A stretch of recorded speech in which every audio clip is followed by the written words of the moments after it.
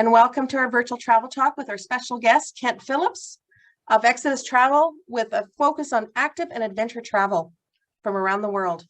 From self-guided, walking, cycling, and small group tours, Exodus Travels has the adventure you are looking for. My name is Janice Tyson. I'm one of the franchise owners of Expedia Cruises. The Travel Talk is being hosted by the six Edmonton area Expedia Cruises locations. With 6 locations and area, we have a combined total of over 140 independent travel advisors who are navigators of spectacular vacations. They are local and here for you. For those that are new and not familiar with who we are Expedia Cruises, Air, Land, and Sea Vacations. Each center is locally owned and operated, and we provide a higher level of service than what you would get from our sister online company. We can plan and manage all sorts of travel for you, such as all-inclusive resorts, ocean and river cruises, motor coach and rail tours, vacation packages, hotels, homes, or villas, flights, activities, and of course, travel insurance.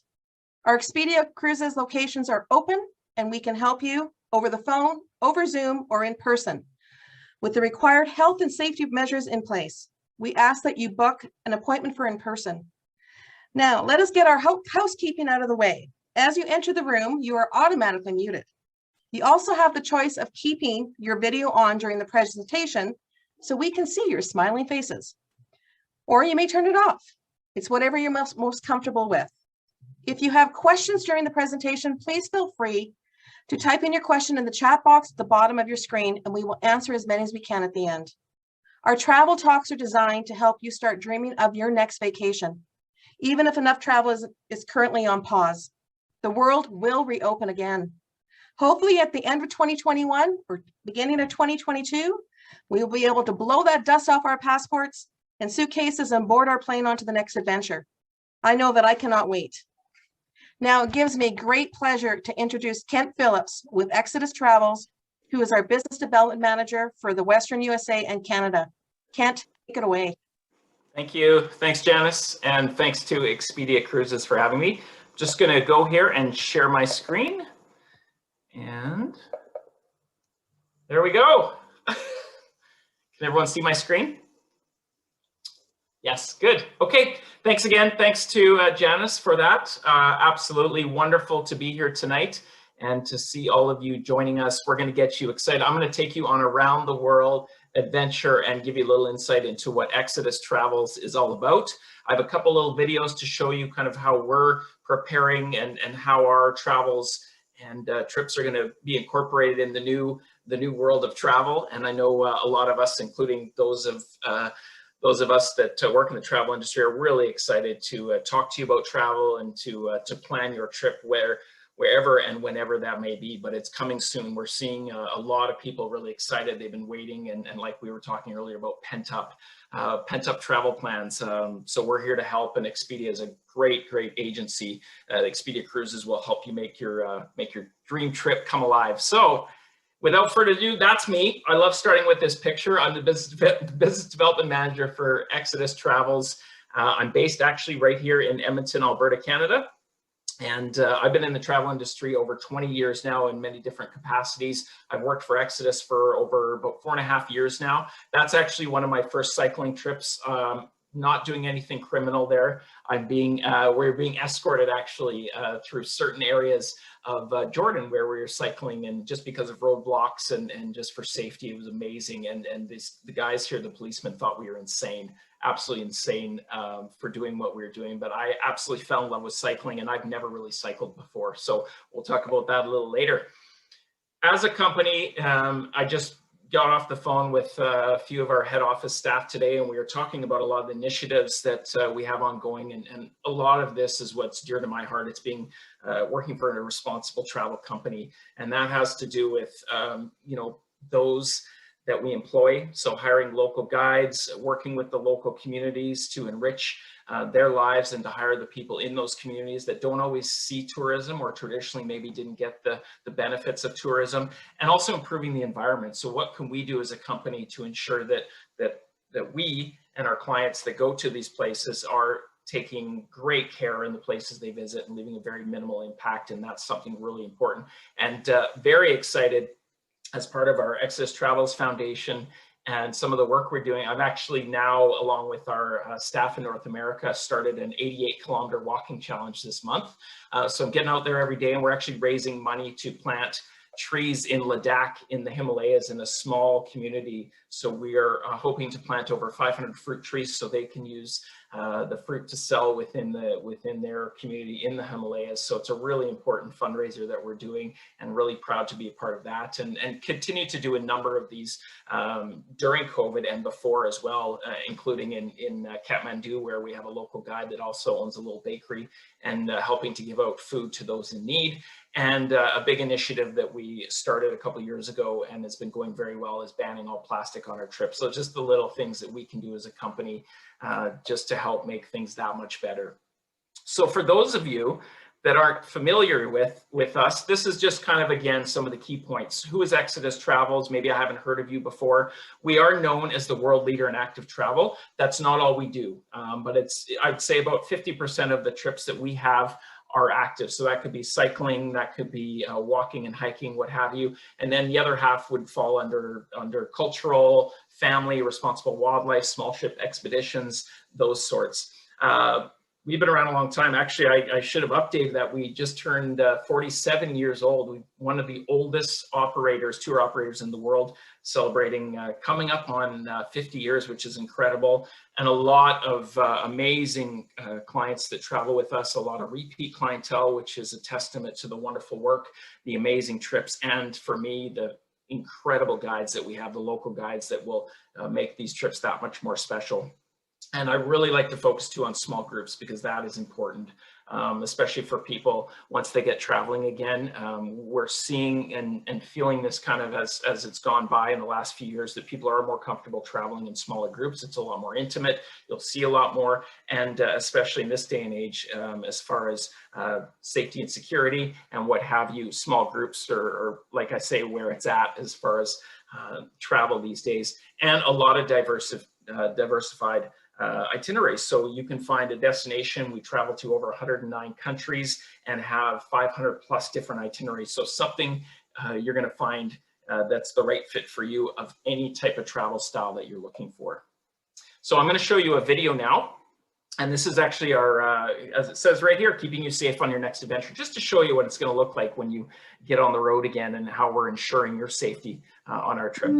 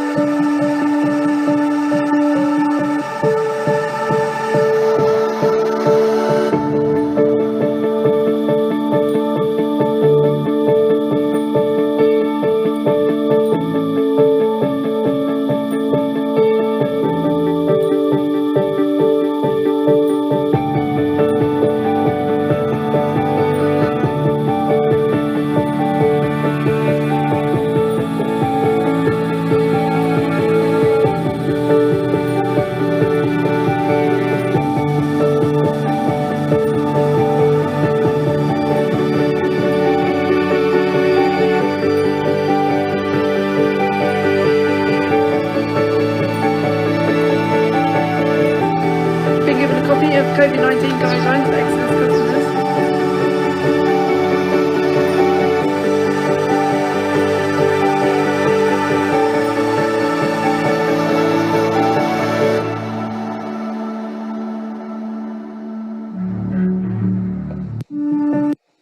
There you go. So this is where we have spent a lot of our past years planning and preparing for the next wave of travel. So again, ensuring a safe and secure return of adventure. We want our clients to feel comfortable when they travel with us. So new booking guarantees, new refund guarantee, flexibility of transferring your trip or deposit that you put down on a trip, complete financial protection. These are all things that are really important. And we were listening to our industry partners and our clients over the past year, and it's what's important to them. So a lot more detail on our website.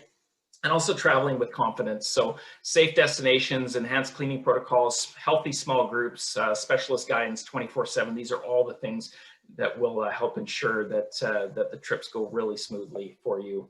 So moving into, we're going to quickly move through these quite quite rapidly, just so I can show you some amazing trips and get you get your thinking caps on of where you might want to travel. But every trip that Exodus does is rated on a scale of 1. Actually, we go as high as 9. Definitely not at that level as of yet, but we start at leisurely. Predominantly, most of our trips are in the 1 to 3, so you can see there from leisurely to moderate. And even a lot of the active trips are leisurely. And I'll use my parents as an example in a little bit. And then we get up past 3. When I talk about those trips, they're going to be more challenging. So, you know, examples of those would be hiking Kilimanjaro in Africa. It could be the Inca Trail in Peru, going to Nepal and maybe doing some of the Everest trips, hiking around that part. And it's not always the distance maybe that you're enduring as far as cycling or walking or hiking. It could be the traction or the, you know, on foot. What are the conditions? What's the altitude, elevation, what have you? So that's really important to making sure that you kind of identify where you fit in and also prepare for that trip that you're going to go on. Small groups, big adventures. So our group size typically max is 16. Average group size is 12. And if you've never been on a smaller group trip, I tell you what, it's a very different experience, a lot more intimate. You're going to meet a really nice group of, typically on trips, you're going to find couples, friends, and a lot of solo travelers. Approximately 55% of our travelers go solo. And the other thing is too, for solo travelers, for years, they were penalized if they wanted their own room. If you do want your own room, single supplements are very reasonable, so you don't pay a ton of money, which you used to on a lot of trips. And also you can just sign up on a regular trip and share it with the same sex individual if you're comfortable with that. So a really nice mix of people, and you really get to know those around you. And that's what makes these trips so wonderful. I've made lifelong friends on a lot of my trips just because you have more time to talk to them and speak with them and spend time with them. A big one for us is accommodation. We're not a company that uses what I call cookie cutter or major chain hotels. Sometimes when you fly into a country, obviously point A and heading back to the starting point or the ending point, you may stay in a bit of a larger property.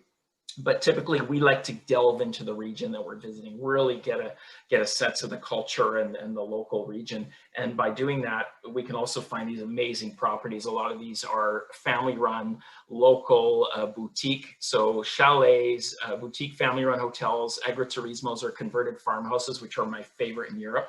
And as it says here, clean, comfortable, authentic. And in a lot of places that are, as I again say, kind of off the beaten path as far as, you know, you're in these really peaceful places. A lot of them are in national parks. You're in, you know, you could be in the middle of an olive farm in Italy, which I've stayed in. And again, you're going to have an amazing sleep. There's not going to be a lot of guests there, so you can really enjoy your time. And again, that intimacy that you can really feel when you stay in these places. That's actually my photo of a manor that we stayed in Laheima National Park in Estonia when I did a Baltics trip.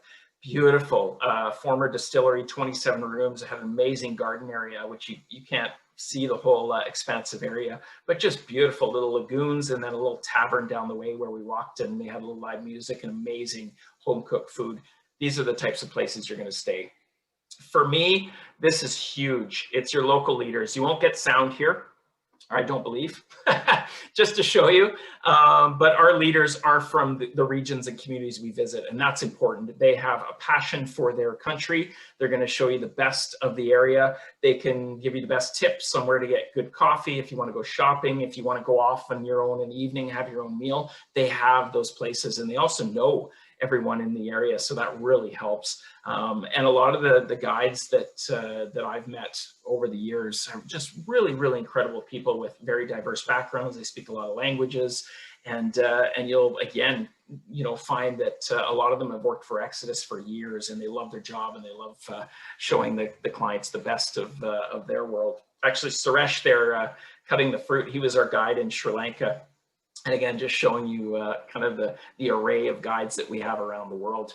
So we're going to move through these. Again, I have a lot to show you, so I don't want to take up too much of your time, but we're going to start and we're going to go through the different styles of trips we do, starting with one of the ones that I really see a lot more people interested in. I'm seeing walking clubs popping up all over the place, and people that want to get out in the outdoors and not just, you know, sit on the bus the whole time and look out a window and just get on the bus, off the bus. And they want to actually go and breathe fresh air.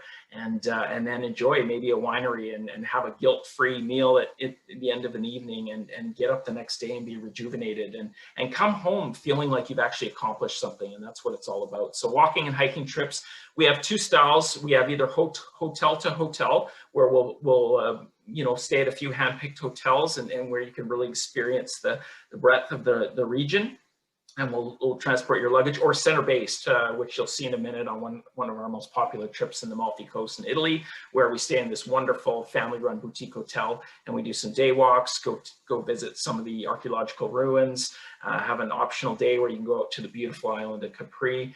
There's so many options there too, and you can just park yourself in one spot and enjoy the area.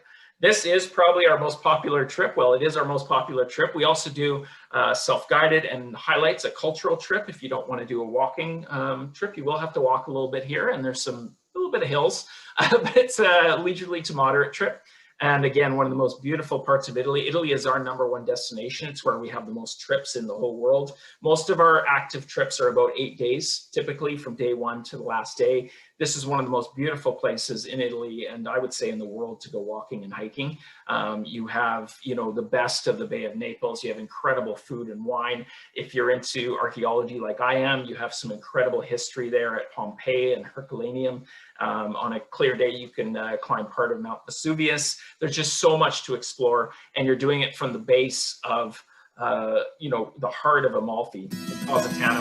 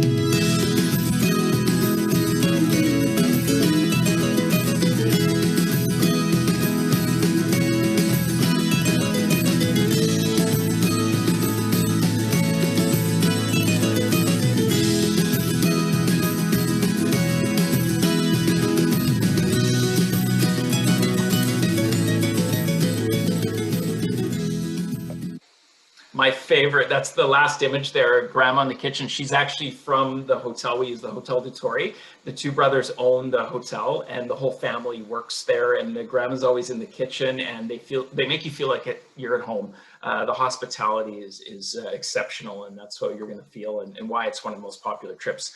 This one, I tell you, if you have a trip, your next trip is to Europe, other than Italy, which is one of my favorites. Portugal is going to be right there with it. It is one of the most beautiful countries in Europe. I love it because it's affordable. The people are amazing. The food, wine, port is incredible. The landscape, the climate, it has everything you could ever want.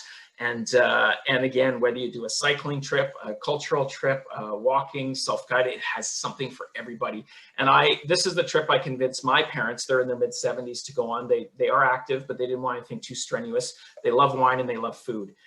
They also love river cruises, and I do think it's a great option. So if you want to go do a river cruise, the Douro River in Portugal is a fantastic place to do it. And I know Expedia Cruises would be the specialist at those kind of trips. So a lot of people will do a river cruise in the Douro and then do a pre or post trip in Portugal. And this is a fantastic option. So walking and wine, it's premium. My mom loved the accommodation. My dad loved the wine, but they both loved the walking because it wasn't too strenuous. It was right up their alley, and they had lots of time, lots of downtime. And when you're walking, you're in these peaceful places, and it's not a race. You have time to enjoy a wonderful, healthy lunch in a beautiful park, or in a local village, some time at the winery, and then also downtime.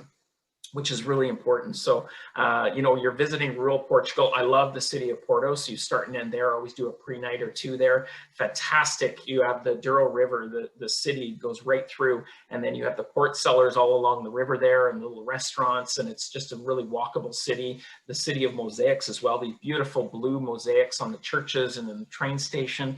I can't say enough about this part of the world. And again, anyone that goes to Portugal, I don't think I've ever heard someone come back and say they didn't enjoy it.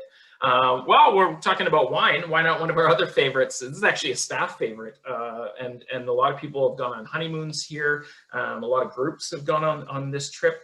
Chianti Walking and Wine in the heart of Tuscany. And again, lots of options in this part of Italy. You're in the heart of Tuscany.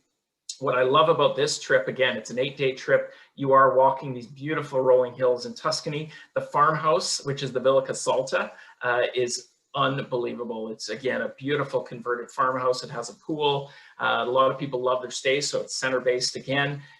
Who doesn't like Chianti wines? They have a little restaurant there and a little town that you can walk into. And I love that. If you want to get off and go explore on your own or go for a meal on your own, you have options to do that. 5 days gentle walking.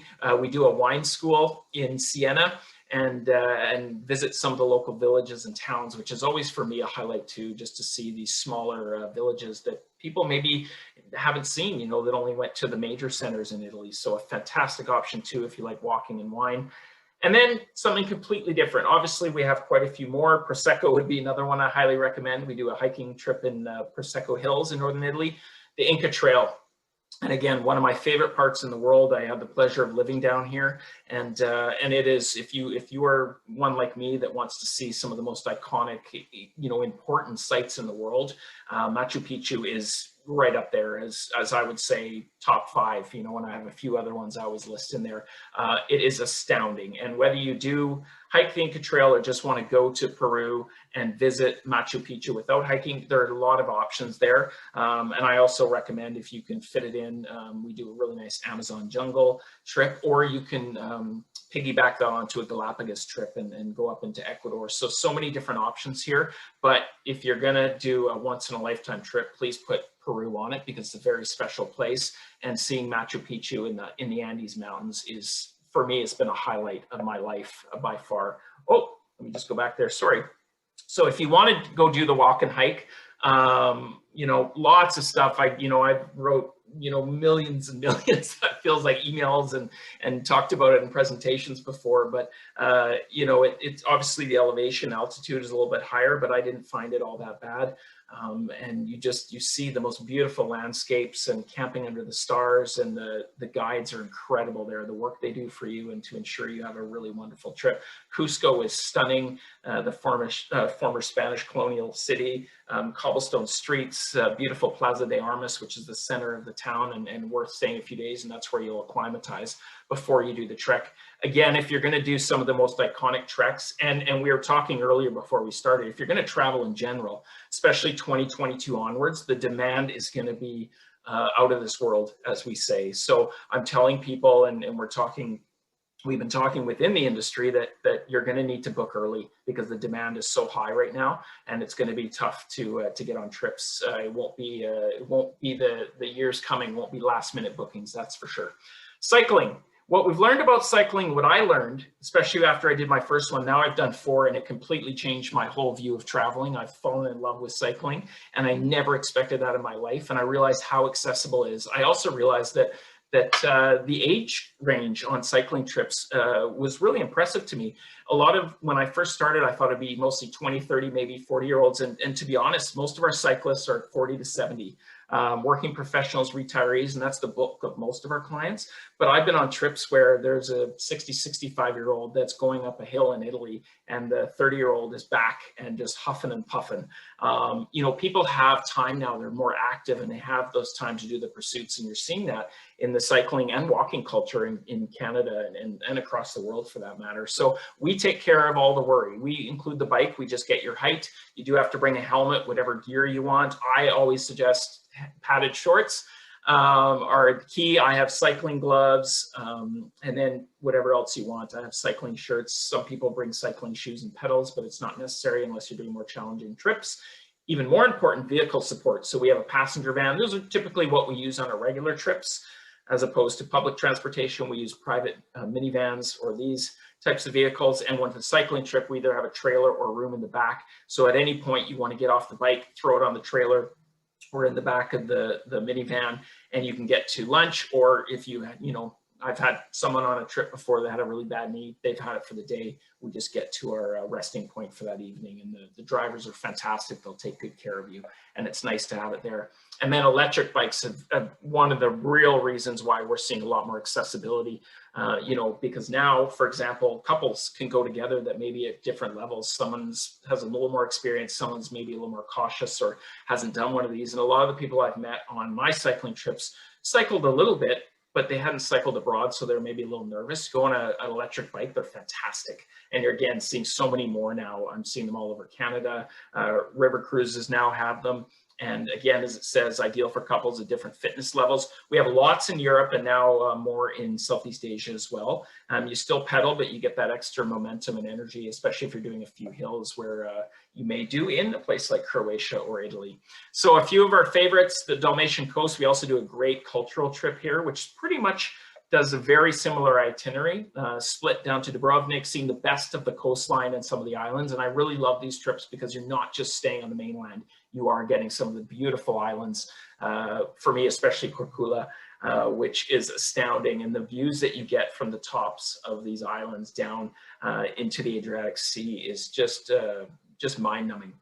It's like a photographer's paradise. So, people ask, when's the best time to go on an active holiday? For me, it's spring and fall. So I love May and I love late September, and October I think is perfect. The weather is more mild, and cooler at night, which I would say most Canadians prefer. Less people, as opposed to summer, which we steer very clear of. Most of our trips are kind of circumvent the high season and the heat. So it's a perfect time to go. And again, doing some pre and post. We stay in some wonderful little properties, agriturismos. We have amazing food on this trip. And again, it's a nice mix of the mainland and some of the islands. Now, I can't talk about this trip enough. Again, if you're going to go to Italy, or if you've been to Italy, this is a place I recommend. It's still surprisingly a little bit off the Canadian radar. I fell in love with this part of Italy, down in the southeast. Cycling Puglia and Matera, and again, we can do all different types of trips here. So no matter what kind of traveler you are, I highly recommend this part of Italy. You will love it. It's more affordable. It's more off the beaten path. And it is just, every town you go to is UNESCO World Heritage Site.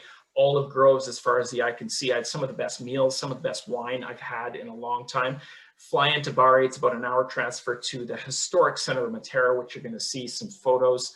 People have been living there shockingly for about 9,000 years, all built out of limestone rock. And again, very walkable, a wonderful little boutique shops and cafes and tapa bars and what have you. And we stay at this beautiful hotel with a veranda overlooking the historic center of Matera.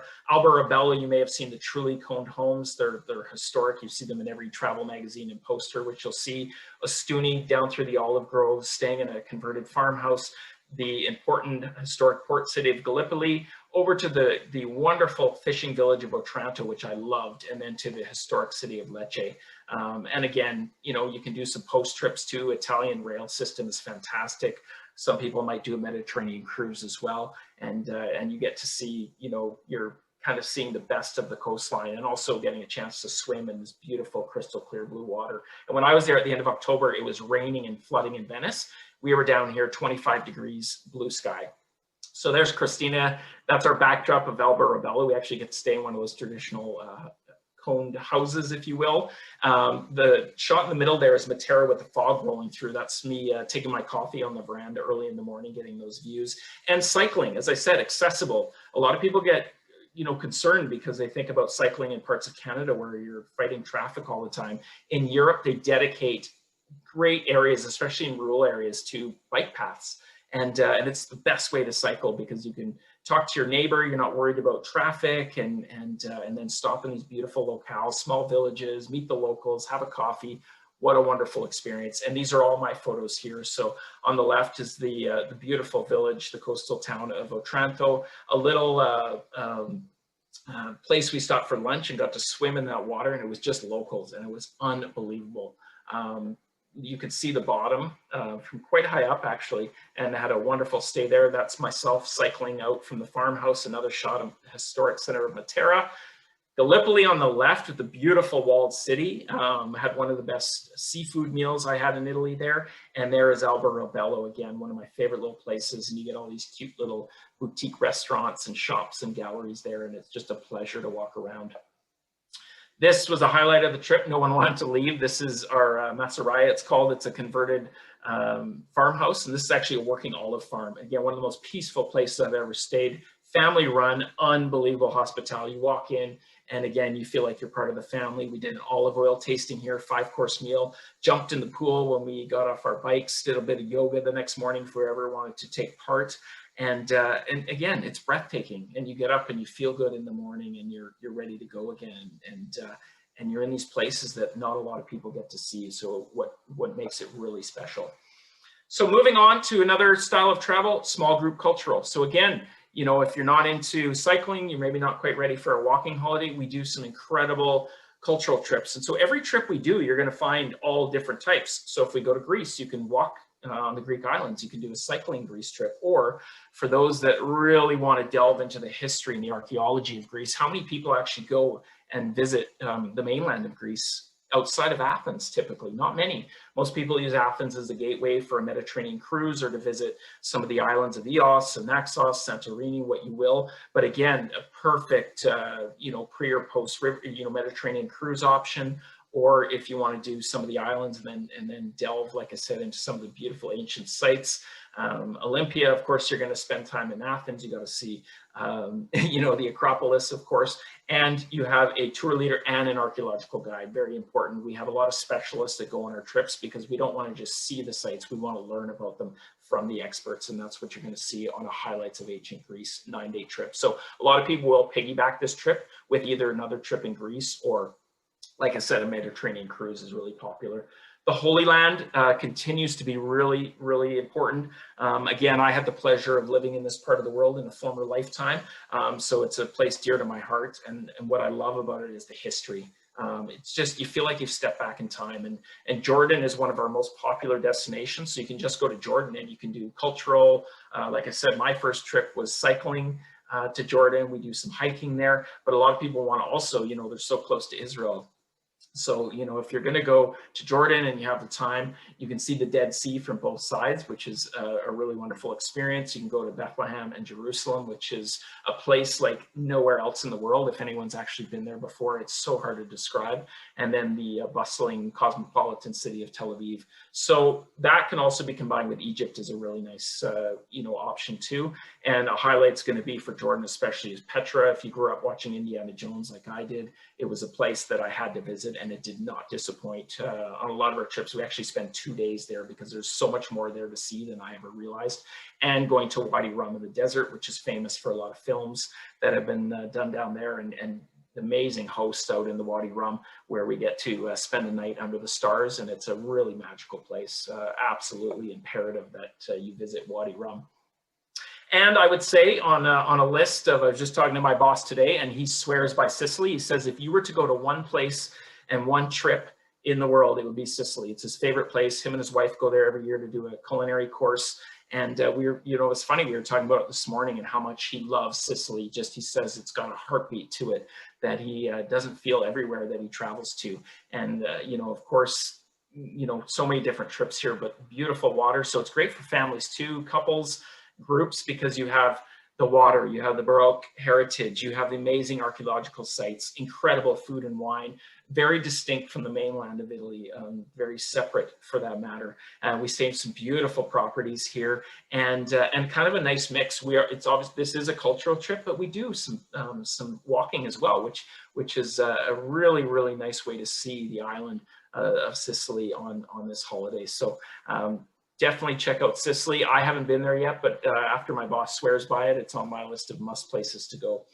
Moving on here, I'll go a little quickly through the last few. Wildlife. This one is dear to my heart because I love animals.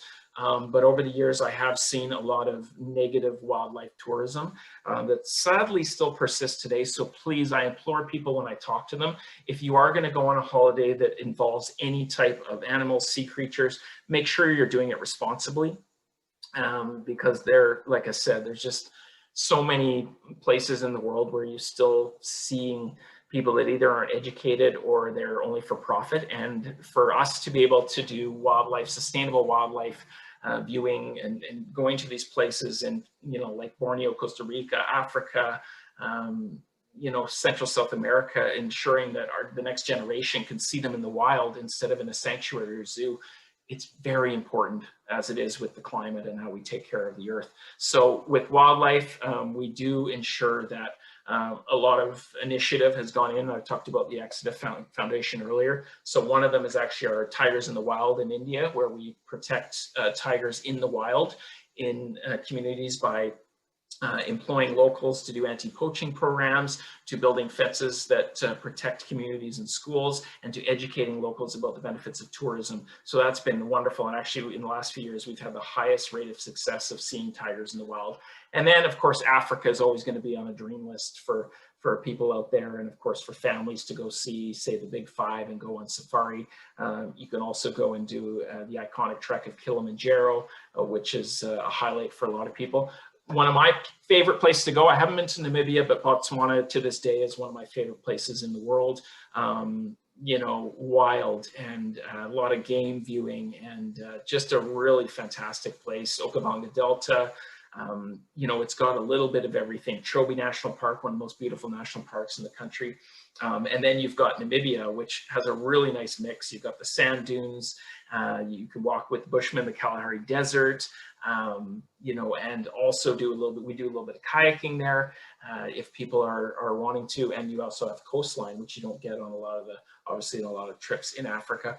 And you can also extend. We do a great trip from Cape Town. You can do the wine region all the way up through Namibia, through Botswana, and then in Vic Falls and see the Great Victoria Falls. So camping or lodge based. So again, budget conscious, or if you want to go a little bit higher end, more luxury, you can do lodge based as well. And we do throughout Africa, depending on which part of that great area you want to see.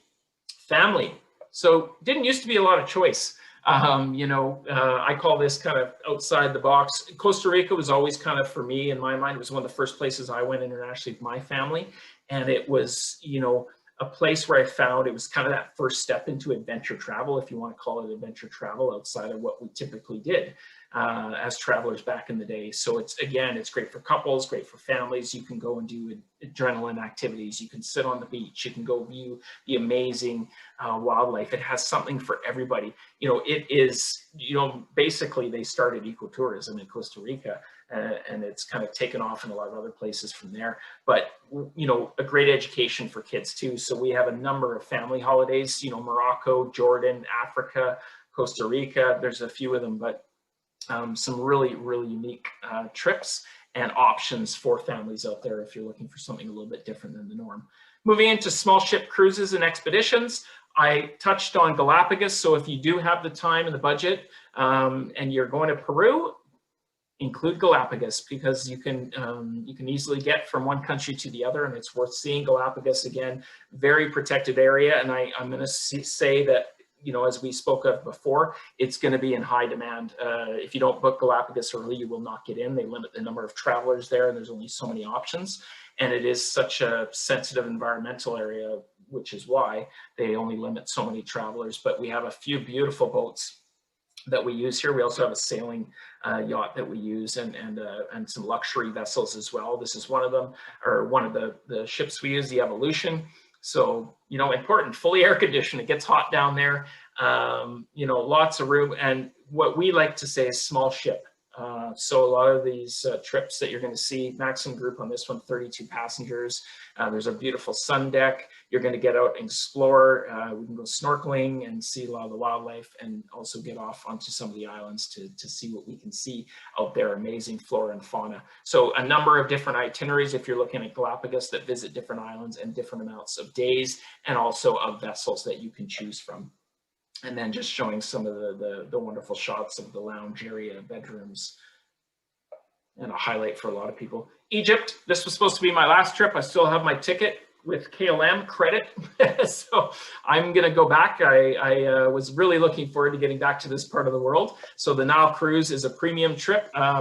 People ask what's the best value in travel for land adventure, and I would say Egypt and Morocco, two fantastic choices. Great climate, great history, lots to see and do. And of course, you know, if you are someone, as I touched on, want to go see Machu Picchu or Angkor Wat in Cambodia, you've got to put the pyramids in Egypt on that list. So here, 9 days, maximum group of 20 on the boat. There's only 100 people.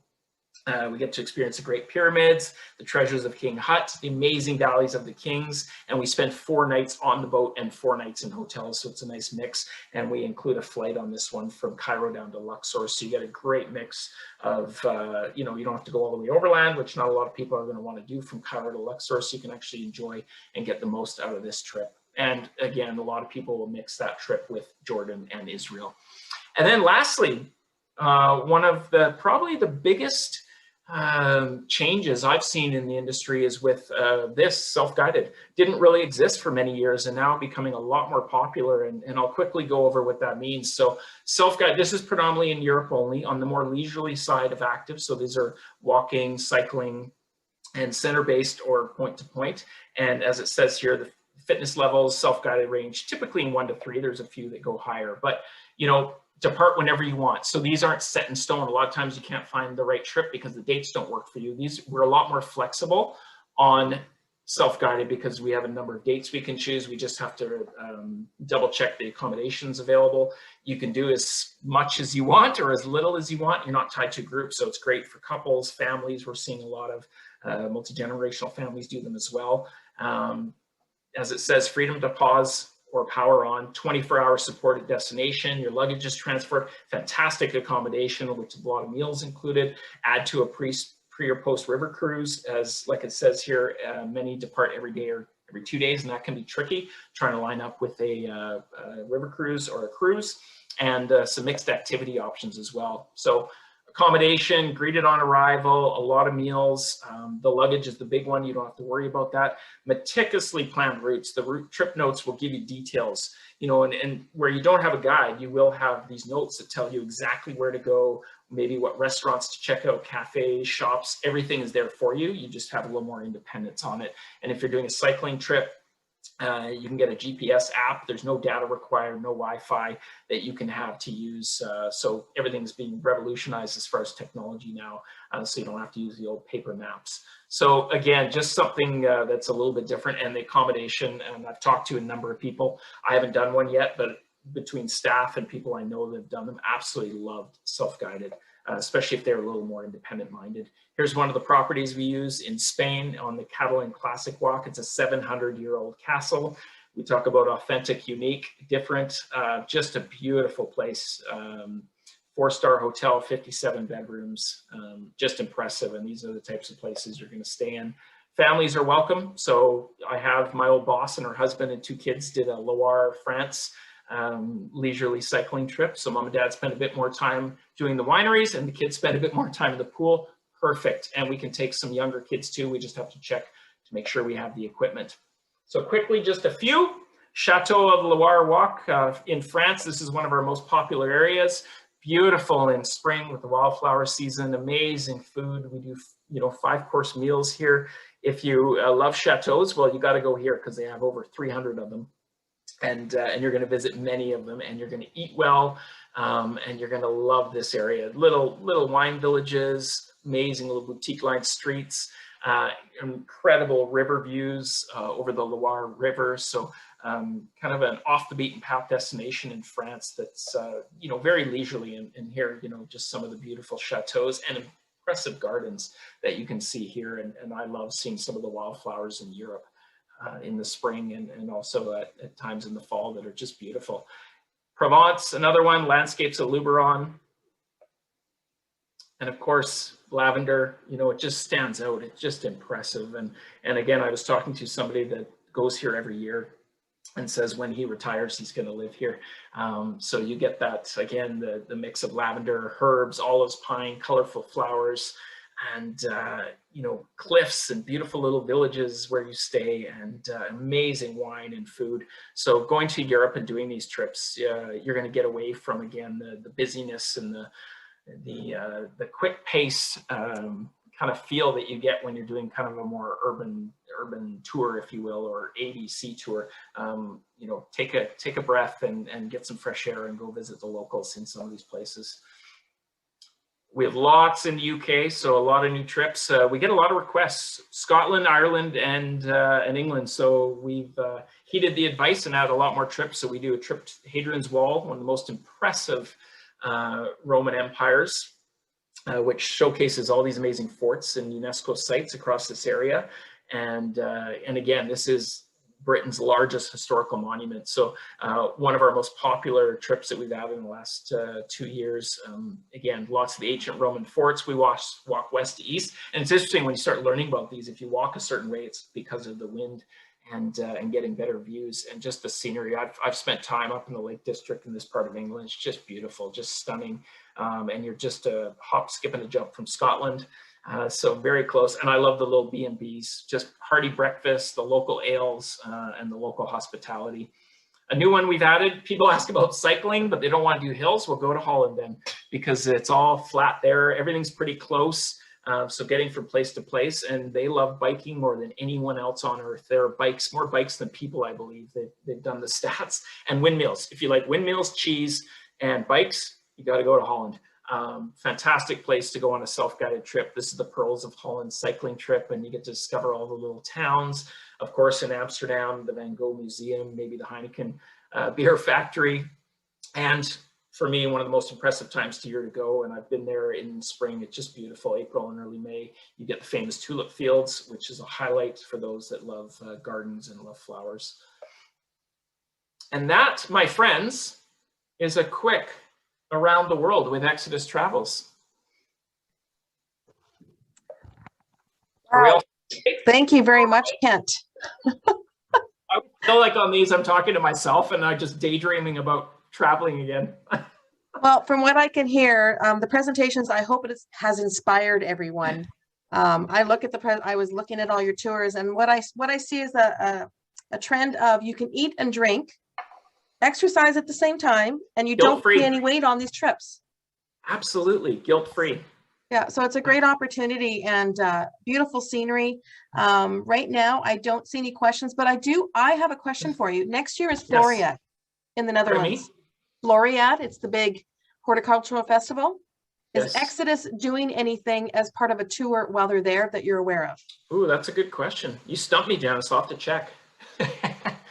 We just added some of these. They're brand new. Like I've just been reading about them because I'm excited. So yeah, that's a good question. I'll look into that. Okay, I have two. Let me see here. So my mom would be interested in that one because she does garden tours. So yeah, so it's a big festival. So wonderful. We hope there's no questions. Everyone's a great presentation is what we're getting for responses in the chat, and we're very grateful for that. All that attended. We hope this has inspired you to try something different for your next vacation. It's for me. I am doing Portugal and Italy next year on cycling, so I'm looking forward to that. And I encourage all of you that have been on Facebook or called in on here that you reach out to your Expedia Cruises consultant. And if you don't have one, go to your nearest Expedia Cruises in your area and reach out to them, and they can help start planning your vacation for 2022 and beyond. It is filling up, right? Absolutely. It's filling up. Oh yeah, demand is huge, and we all want to go. And as people slowly get vaccinated, people are starting to realize. So don't wait. Definitely reach out to your consultant. We're here to support you and help you through from start to end. There is a question here. I saw a couple of questions. I saw one about booking, and I do want to touch on that. So go ahead. Again, I didn't have time to get into it fully, but a lot more flexibility with booking as far as like refund guarantees and flexibility of deposits. And, we're going to be a lot more flexible, but it doesn't hurt to get your booking, like start planning now and booking now because of that demand we talked about, but it's flexible now. So that's the real joy of it. And I hope that I briefly saw a question come up about it. And again, that's what we're seeing. 2022 is now it's just in the last month, I'm just seeing the uptick significantly in bookings. There is another question here. On the self-guided tours, can you stay Yes. longer at the hotel than the time allotted? I take longer than 8 days. So that's a good question. So yeah, absolutely. Great question. So what I would say to that is, as I mentioned briefly on our walking holidays and on our self-guided holidays, you can choose between point to point or center-based. And I know that you might be talking about something a little different. If maybe you get to a place and you love it and you want to stay. So you kind of have to choose, because you've kind of got the itinerary set. Now, I can't say for sure that if you decided that you didn't want to go to the next hotel, you could always maybe talk to the hotel concierge or front desk, but typically no, it's got to be one or the other, a point to point or a center based. But there are quite a few options that you can look at for both. So again, I don't know if that specifically answered that question, because the itineraries are kind of still set. It's just a matter you choose how you want to. Okay. Yeah. So everyone's looking forward to travel. Yeah, great comment there, Karen. Everyone's looking to go. So just to close off, if there's no other questions, our next travel talk will be Thursday, March 18th at 7 p.m. with Oceania Cruises featuring South America. I want to thank Kent for an amazing presentation. Again, it was fantastic. Please be sure to follow your center on Facebook, Instagram, YouTube, and Twitter to stay up to date on all things travel. And as there's no more questions, on behalf of all of us here at Expedia Cruises, Air, Land, and Sea Vacations, I want to thank our valued clients and all of you for joining us this evening. Until next week, good night, and thank you for, again, a wonderful. Thank you, everyone. Please get a hold of your special at Expedia Cruises if they have any questions. They know where to find me. So perfect. Thanks, Kent. Okay, have a wonderful night, everyone. Take care.